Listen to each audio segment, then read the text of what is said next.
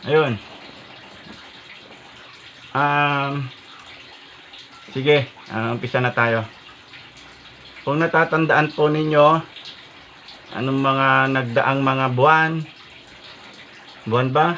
O humigit kumulang mga siguro nasa mga kalahating taon kung natatandaan ninyo yata. Something may nabasa ko na article na itong si SEC ay humihingi ng nagre-request na lagyan ng cap nitong si Monetary Board itong mga interest rates natin. Kasi nga po dahil na-suspend ang nung 1982, na-suspend po tong usury law natin. So malaya po kasi nga yung mga kaya nung nagsulong po yung si Senator Gatchalian ng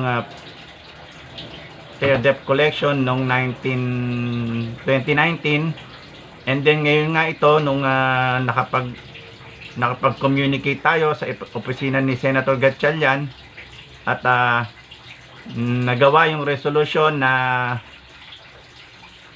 Consumer Protection Act, yung SB 2287. Isinusulong din uli ni Senator Gatchalian yung fair debt collection at nakikipagpulong po siya sa iba't ibang mga financial institution ng ating gobyerno gaya po ng Bangko Sentral at yung nga may mga article na naglabasan na sumang-ayon, pumabor sa mga isinusulong ni Senator Gatchalian itong Bangko Sentral.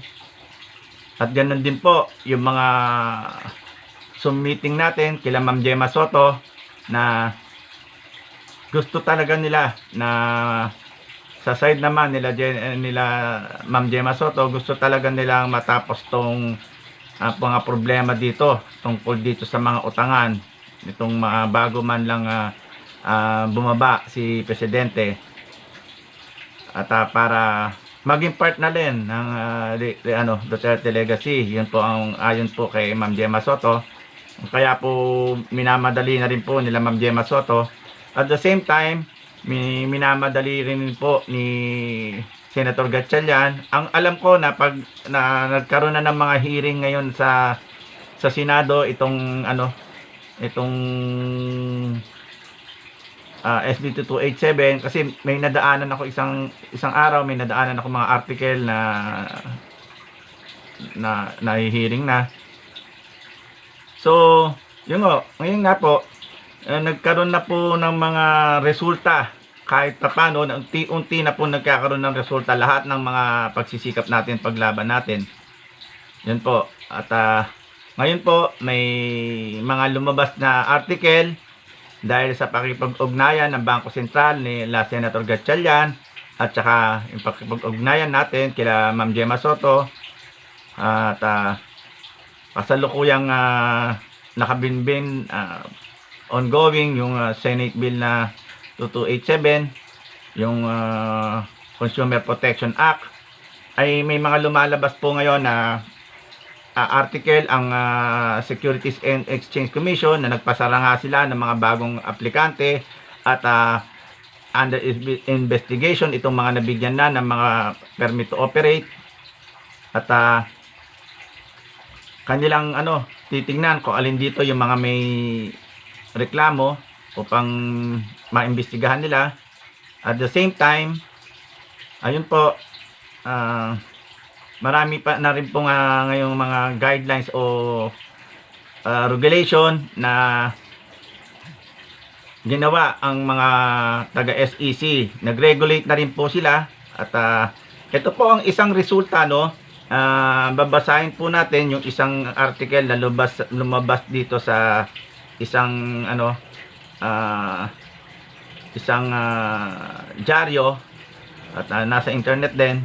Yung BSP sets caps on loan rates for low-income borrowers. Ayun po, nagpapalabas na po sila ng caps So tingnan na po natin kung kailan to ilalabas, kung kailan to i-implement. Kasi ito i-publish po nitong December 23, 2021. I-publish po ito sa dyaryo. So bago ang lahat, bago tayo magbasa, babatiin ko muna yung mga sumilip. Ito, si Yram Yoj Agnitan. Hi sir, watch ko lang later. Ahaha. Dalayas po kasi kami, Mr. Ko. God bless. Sir, perfecto. Happy New Year. Oo nga, New Year na New Year. Mag-New Year. Nagla-live ako. Hindi kasi nagre-record ako sa video para basahin nga ito. I-upload ko. At the same time, inano ko na rin yung live. So, ngayon, katinailong ko eh. May parang may sugat. Ito na po BSP SEC to set caps on rates and charges. Publish December 27, 2021, 3 p.m. Ito po ay lumabas sa isang dyaryo. Ito po ang nilalaman. The Bangko Sentral ng Pilipinas, BSP, will work closely with the Securities and Exchange Commission, SEC, to implement the rules on the setting of ceilings on the interest rates, charges, and penalties of covered firms. The BSP has released Circular Number 1133 on the ceilings on interest rates and other fees charged by lending companies, LCs, financing companies, FCs, and their online lending platforms, OLPs, which prescribe the caps on the interest rates and other fees of LCs and FCs to take effect on January 3, 2022. Based on the circular, the BSP said the SEC as primary regulator of LCs, FCs, and their OLPs will formulate and promulgate the necessary issuance providing for the rules and regulations implementing the provisions of these circulars with 60 business days from the circular's effectivity date. SEC, which has jurisdictions on covered firms, is responsible for ensuring compliance of LCs, FCs, and their OLPs with the circular provisions and imposing the appropriate penalties and or actions. Based on the circular, the caps on interest rates and other fees are at a time-bound relief measures for the unbanked and underserved segment of the population amid the pandemic. The ceilings on interest rates and other fees for covered loans offered by LCs, FCs, and their OLPs will undergo periodic review by the BSP in consultation with the SEC and the industry according to the circular. The BSP said that as part of the review, the SEC will submit to the BSP a report on the compliance of LCs, FCs, and their OLPs. Yung OLPs po, yun po yung online loan apps na tinatawag ninyo. ayun po yung sa kanila po, ang tawag po nila dyan is online loan platforms.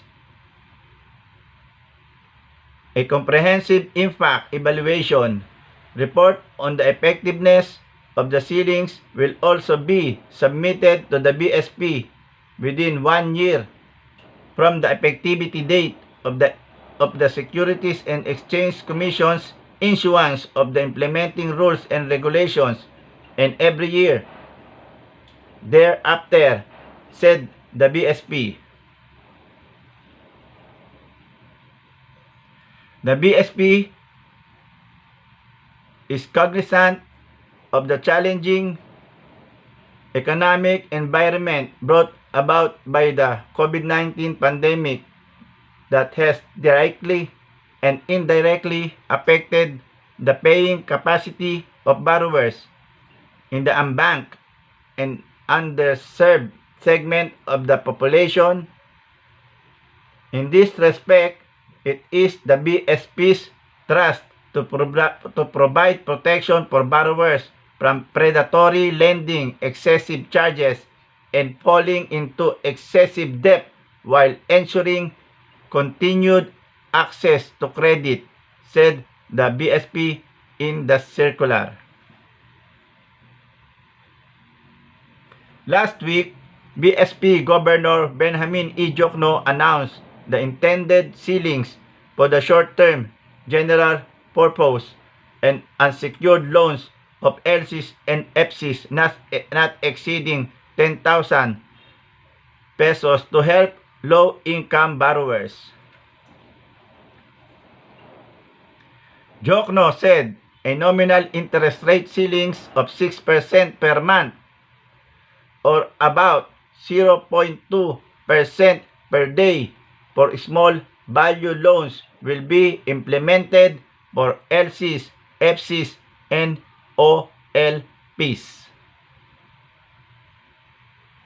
The interest rate ceilings will apply to unsecured general purpose loans that do not exceed 10,000 pesos and are payable within a period not exceeding 4 months. These small value short-term consumer loans are the ones primarily taken out by low-income borrowers, said Diokno. The BSP also capped the effective interest rate to a maximum of 15% per month or about 0.5% per day. The effective interest rate includes the nominal interest rate as well as applicable charges such as processing, service, notarial, handling, and verification fees, among others, but exclude fees and penalties for late payment or non-payment. The central bank will also implement a 5% ceiling on penalties for late payment or non-payment of the outstanding scheduled amount due and a total cost cap of 100% of total amount borrowed. This applies to all interest, other fees and charges and penalties regardless of the time that the loan is outstanding.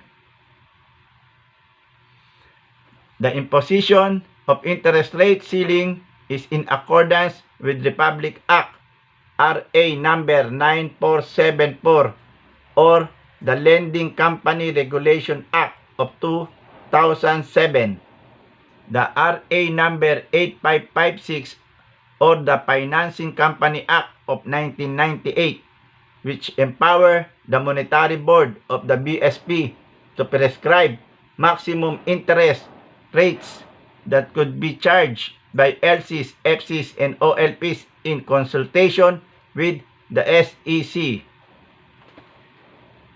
The borrowing rates for payday and personal loans have increased to 60% per year in 2014 and 2015, and to as high as 360% from 2016 to 2019.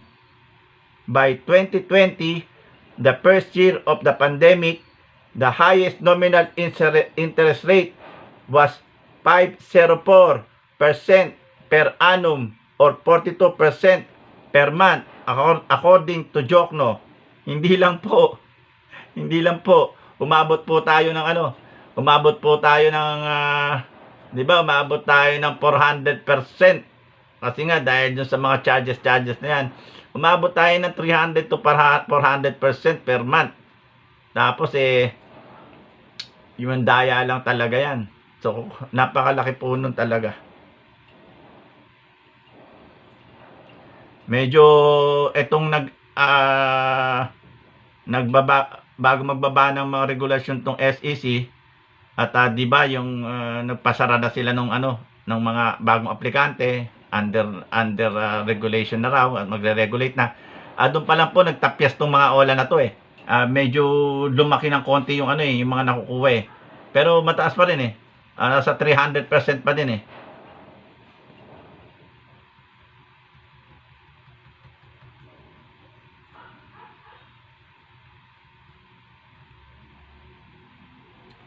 So, yun po yung isang article na lumabas sa